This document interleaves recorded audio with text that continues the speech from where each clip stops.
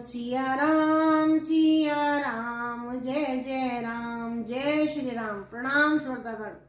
चौपाई 81 बालकांड। तुम माया भगवान शिव सकल जगत पितु मातु, नाई चरण सिर मुनि चले, पुनि पुनि हर्षद गातु। जब माता पार्वती की इस प्रकार घट देखी तो ऋषि अपने मन में बहुत प्रसन्न हुए, पुलकित हुए और उन्होंने माता से कहा कि आप माया है और भगवान शिव भगवान हैं। आप दोनों एक ही हैं, आपकी माया कोई नहीं जान सकता। और ऐसा कहकर वे प्रसन्न होते हुए वहां से चले गए। बोल सियावर रामचंद्र की।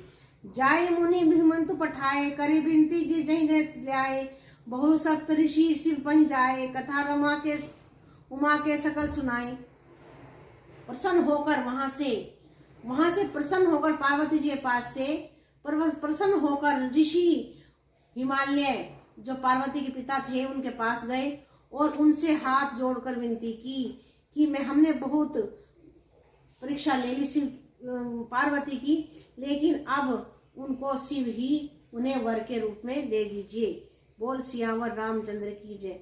भय मगन सिय सुनत सनेहा, हर्षि सप्त ऋषि गवने नेंगेहा। मनु थिर करी सब संतु सुजाना, लगे करुण रघुनायक ध्याना। पार्वती जी का प्रेम सुनते ही और उन्होंने शिव जी से भी कहा कि हमने बहुत परीक्षा ले ली, लेकिन वो आपको ही वर्ण करेंगी। तो उनकी विनती सुनकर, उनकी बातें सुनकर शिव जी बहुत ही प्रसन्न हुए और उन्होंने आनंदमग्न होकर ऋषियों को अपने ब्रह्मलोक को जाने को कहा। तब सुजान शिव जी मन को स्थिर करके श्री रघुनाथ जी का ध्यान करने लगे। बोल सियावर रामचंद्र की जय।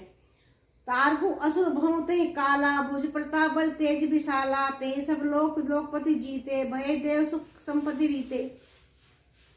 उसी समय तारक नामक असुर हुआ जिसकी भुजाओं का बल, प्रताप और तेज बहुत बड़ा था। उसने सब लोक और लोकपालों को जीत लिया। सब देवता सुख और संपत्ति से रहित हो गए। अर्थात उसने जो राक्षस था उसने सभी को जीत लिया, सब कुछ देवों से छीन लिया और सभी जो देव थे वो सुख से वंचित हो गए, संपत्ति से वंचित हो गए। बोल उमापति महेश की जय।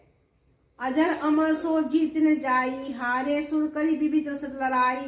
तब रंचिसन जाई पुकारे, देखे विधि सब देव दुखारे। वह अजर अमर था, वो जो राक्षस था वो अमर था, इसीलिए किसी से जीता नहीं जाता था, क्योंकि वो उसने अमरता का वरदान लिया हुआ था, तो वो किसी से जीता नहीं जाता था। देवता उसके साथ बहुत तरह की लड़ाइयां लड़कर हार गए।